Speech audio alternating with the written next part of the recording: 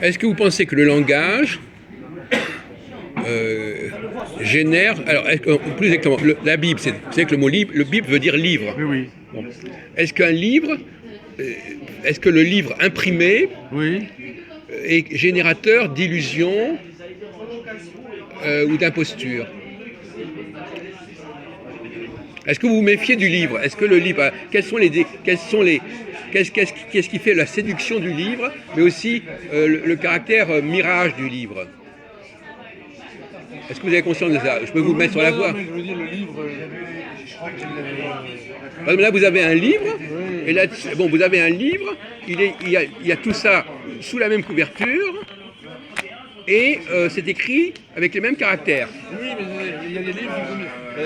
Justement, il y a l'index. Des livres sont mis à l'index. Il y a eu l'invention de l'index au Concile de Trente. C'est important. Alors, l'index, c'est les livres qui sont rejetés, Ils sont mis à l'index. qui sont indésirables. Donc, alors qu'avant l'index, les livres, ils étaient plus épais. Enfin, à l'époque, il n'y avait pas d'imprimerie à l'époque. Oui, mais l'index est venu après le Concile de Trente, je veux dire, c'est un siècle après l'imprimerie. Un siècle après l'imprimerie, l'Église s'est méfiée des livres. Ah, ça se pose assez. Ah, bon, d'accord. Donc c'est vraiment le livre imprimé. Ils se sont méfiés du livre imprimé. Forcément, parce que quand c'était des manuscrits qui circulaient, bon, Voilà. il n'y avait pas à se méfier. Très bien. C'est la contre contre-réforme, oui. C'est la contre-réforme qui a inventé l'index et c'est la papauté. Enfin, Oui. c'est les cardinaux, je veux dire, l'index, c'est pas le pape. Donc le livre peut être quelque chose qui peut vous, qui est diabolique à la limite. Il peut l'être, mais rarement, je veux dire. Le livre peut être diabolique, mais c'est rare quand même. Faut pas charrier, je veux dire. Enfin, je reviens à ce que je disais. Le livre, on parlait hier du syncrétisme. Oui. Le livre est l'instrument par excellence du syncrétisme. Oui, oui. Puisque dans le livre, on met toutes sortes de choses sous une même couverture, avec la même présentation, et donc il y a une fausse idée d'unité. Oui, oui. D'accord là-dessus? Donc un livre peut être diabolique, mais ça c'est la vie, quoi. Non, mais diabolique dans le sens où il crée une illusion d'unité Oui. par le biais de l'imprimerie. C'est ça. C'est vrai aussi pour les centuries de Nostradamus, par exemple. C'est-à-dire qu'on vous présente ça sous un seul et même volume, et des gens comme Jean-Paul se disent, bon, ben, puisque c'est sous un seul et même volume et que c'est écrit de la même manière, c'est un ensemble homogène. Et alors un autre problème que je voudrais aborder avec vous, c'est est-ce que le langage lui-même est diabolique? Le fait de parler la même langue, d'employer les mêmes mots, est-ce que ce n'est pas également une source d'illusion? Ça c'est la tour de Babel. La tour de Babel, oui. Chapitre 10. Que les hommes construisaient une grande tour pour être à l'image de Dieu. Pas à l'image de Dieu. Je pense que vous l'avez. Pour aller atteindre le ciel, enfin oui. Le ciel, bon. Et qu'est-ce qu'a fait le... Il est un peu éteint, Jean-Paul. Hein. Alors, qu'est-ce qu'a fait le Seigneur, comme on dit chez les catholiques? Il s'est arrangé pour qu'il parle des langues différentes et pour qu'il ne comprenne pas. Voilà. Oui. C'est ça. Oui, mais là, vous dites le contraire. Moi, je parle justement d'une langue commune. Parce qu'il y a la langue différente, à la limite, c'est moins grave. Ce qui est important, c'est quand on parle du même langue. Les langues à l'origine, il y avait sans doute une langue commune, mais depuis la tour de Babel, c'est fini. Oui, d'accord, mais alors justement, qu'est-ce qui est pire? La diversité des langues ou le fait de parler d'une même langue? C'est la question que je pose. Je m'en fous. Ah ben non, mais ça, au niveau des effets, des conséquences, c'est pas du tout la même chose. Oui, mais c'est une grande recherche en linguistique, tu comprends ce que tu me dis là? C'est une grande recherche en linguistique, je ne peux pas te répondre. Quand des gens parlent des langues différentes, ça crée des différences. Ça veut dire qu'ils ne peuvent pas communiquer entre eux. Ils ne s'imaginent pas qu'ils puissent communiquer. Quand les gens parlent la même langue, par exemple des gens qui parlent le français, ils s'imaginent que puisqu'ils parlent la même langue, ils peuvent se comprendre. En linguistique, nous en sommes à 9 ou 10 langues originelles. Oui, Et on n'a pas réussi à faire une langue commune. oui, mais au sein de chaque groupe, il y a énormément de gens qui parlent la même langue. Alors, au sein de chaque groupe, et au sein des 10 groupes, il y a des langues différentes, mais qui peuvent remonter Oui, mais malgré tout, elles se différencient Même les Italiens et les Espagnols, ils ne se comprennent pas forcément entre eux, etc. Donc finalement, oui, enfin, peu importe. En tout cas, ils ont quand même le sentiment de ne pas être complètement sur la même longueur d'onde. Oui, mais ils se comprennent entre eux. Comment? Ils se comprennent entre eux. Ils sont? Ils se comprennent entre eux. Ils se comprennent entre eux. Bon. Et après. Bon, d'accord. Bon, bah, d'accord. Alors admettons, de toute façon, ils se comprennent entre eux, mais quand ils sont avec des langues complètement différentes, ils ne se comprennent pas. Voilà. Donc, est-ce qu'il n'est pas mieux qu'ils ne croient pas se comprendre? Est-ce que c'est bien qu'ils se comprennent ou est-ce que c'est bien qu'ils ne se comprennent pas? J'en sais rien. J'en sais rien. Bah, c'est toujours le même problème de syncrétisme. Si j'emploie les mêmes mots, je risque d'être dans un syncrétisme. Je crois, parce que j'emploie les mêmes mots, que je dis la même chose. C'est ça le piège du syncrétisme, mon cher ami. Oui, mais le syncrétisme, Le syncrétisme est porté par la langue. Même mot, donc même signifié. Alors que ce n'est pas le cas. Comme on emploie le mot Dieu, donc le même mot, donc on croit que tout le monde qui emploie le mot Dieu dit la même chose. Correspond à la même réalité. Donc le Dieu n'est pas le même d'une religion à l'autre. Dieu Oui. Le Dieu n'est pas le même Oui. d'une religion à l'autre. Ben, malheureusement, dans le cas du français, il y a des religions qui emploient la même langue. Alors en français, on n'a pas le même mot. Mais il y a des langues qui ont des mots différents. Non, mais en français, des gens qui ont des religions différentes emploieront le même mot. Oui, alors que dans d'autres langues, on dit Allah, et puis si on dit Dieu, bon, on sait tout de suite de quoi on parle.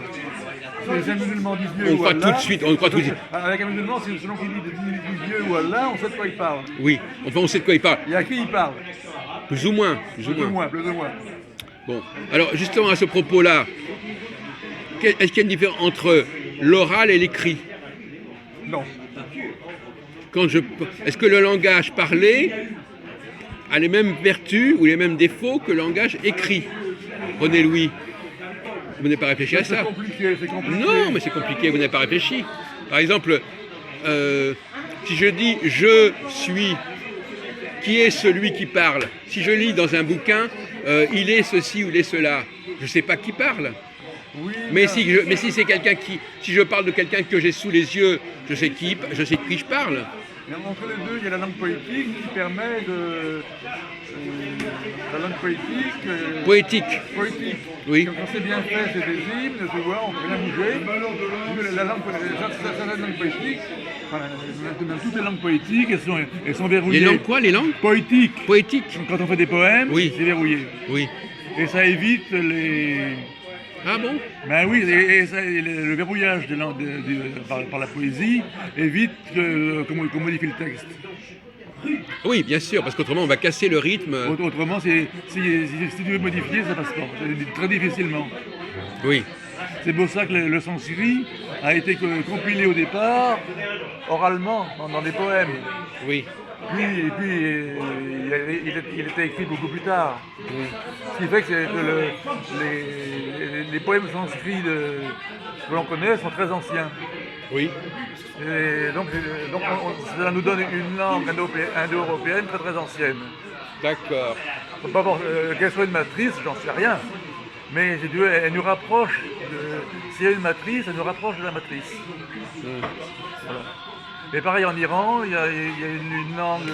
Oui, tu m'en parlais hier de ça. Oui. Je ne sais plus comment elle s'appelle, qui est peut-être un peu moins ancienne que le sanskrit, mais qui a du même ordre. Avec ces deux langues-là, on peut remonter assez loin, assez haut. On peut descendre aussi. On peut descendre la langue commune si elle existe. Si elle existe. Non, mais on peut descendre. Cette langue est commune à plusieurs langues. Oui. Donc, Elle a les mêmes racines. Toutes ces langues renvoient à cette langue-là. donc si on cherche la langue commune, on a deux pistes, plus le reste des langues, plus le reste. D'accord. Plus toutes les langues, je veux dire, toutes les langues. Donc cette idée de langue commune Je fais un cadeau. Alors je vais te dire, les linguistes ont renoncé à la J'échange chercher. ça contre les frites. Pour ce qui est d'une langue, d'une matrice indo-européenne, les linguistes ont renoncé, mais ils ont trouvé une culture indo-européenne, matricielle. C'est un peu la même chose, mais dans la culture, ils ont trouvé. On parle des Ariens aussi. Oui, mais justement, les Ariens, ils sont je veux dire, les Ariens vus par les linguistes, c'est pas du tout les Ariens Oui, mais ça, c'était la base, c'était l'origine de... Oui, donc les Ariens, c'est à la fois la langue et les gens, c'est l'identité française à la Sarkozy, je veux dire. Bon, les Ariens, moi je rigole. Bon. Parlons un peu de... Est-ce qu'à ton avis, il y a un parallèle entre les Juifs et le christianisme et les Arabes et l'islam? Et comment qu'il y a des parallèles? Tout le monde en fait, je veux dire. Non, mais est-ce que c'est deux systèmes à peu près comparables?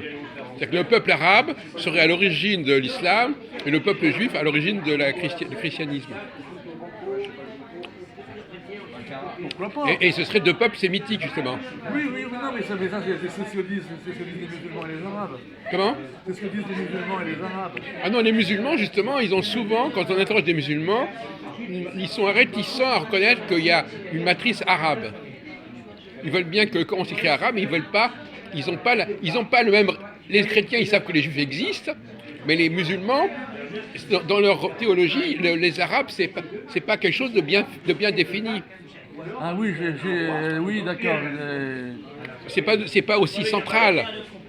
On parle d'un judo-christianisme, ça n'a pas la même portée qu'un arabo-islamisme. Oui, les Arabes et les Juifs sont quand même définis dans l'Ancien Testament. Ou non, Ismaël et Isaac, comment? les deux fils d'Abraham. Oui. Oui, si on veut. Oui, si on veut.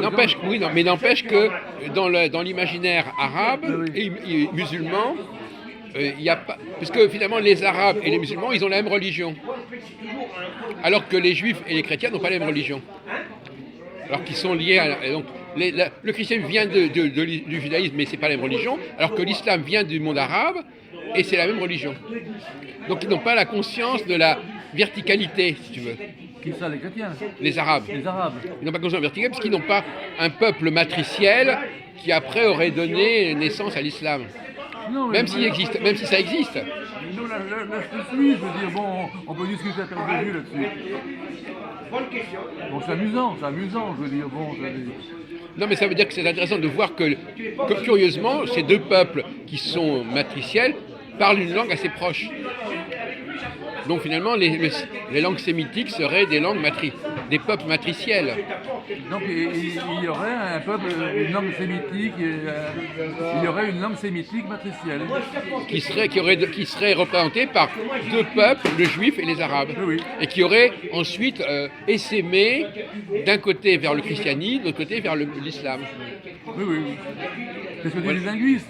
Et bien après, il y a les langues camito-sémitiques. Alors, les langues camito-sémitiques, c'est les langues sémitiques plus les langues africaines. Les langues de berbères. Oui, c'est ça. Mais c'est... Par contre, à propos de langue, il y a quelqu'un qui m'a dit l'autre jour qu'il ne voyait pas de rapport entre le finlandais et le hongrois. Alors comme on dit, c'est des langues finno-ougriennes. Pour les linguistes, c'est les mêmes langues. Mais il ne comprenait pas parce que... Il ne voyait pas comment. Il ne voyait pas comment, il ne voyait pas qu'il y avait des mêmes mots. Quel était l'élément qui avait permis aux linguistes de rapprocher ces langues? Ah non, c'est connu les linguistes, c'est connu des linguistes. Les langues finno-ougriennes, je veux dire, c'est le même genre de langue, la même matrice. Oui, ben lui, il ne comprenait pas. Qui ça? Maruani, un type Jean Maruani. Le problème, c'est que... Il est marié avec une Finlandaise. Oui, mais alors pourquoi des Mongols sont allés s'installer en Finlande? Oui. La question. Il s'est passé ça, oui. Ben évidemment, oui. C'est pour oui, d'accord. Les Turcs. Oui, on peut dire qu'il y a les Magyars qui sont venus alors aussi. Oui. Les Magyars, les Turcs, les Hongrois, tout ça, ils viennent de Mongolie. Et puis alors, il faudrait regarder si c'est du racial, les Finlandaises sont comme eux, et ainsi de suite. Bon, alors une autre question. Là, c'est pas évident, je veux dire. Oui.